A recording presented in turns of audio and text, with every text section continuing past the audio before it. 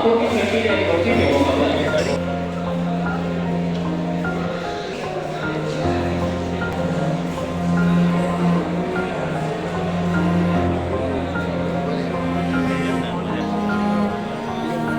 13वीं सालगिरह पे हमने लाखों रुपए के जो प्राइज़ कस्टमर को जो है वो दे रहे हैं, और ये प्राइजेस हम दे रहे हैं लकी ड्रॉ में।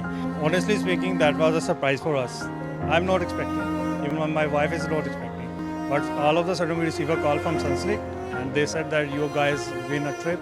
So honestly, first time I didn't believe. So I make a call back and I asked them, how do you make sure that we win the trip now? So they just shared the detail and then we realized that luckily we win. So this is a reality, this is true, and it's sort of a dream come true that you're expecting a gift and it's knocking on your door and you eventually you get that gift. So I'm very happy. मुझे call आई थी Unilevers की तरफ से कि आपका price निकला है।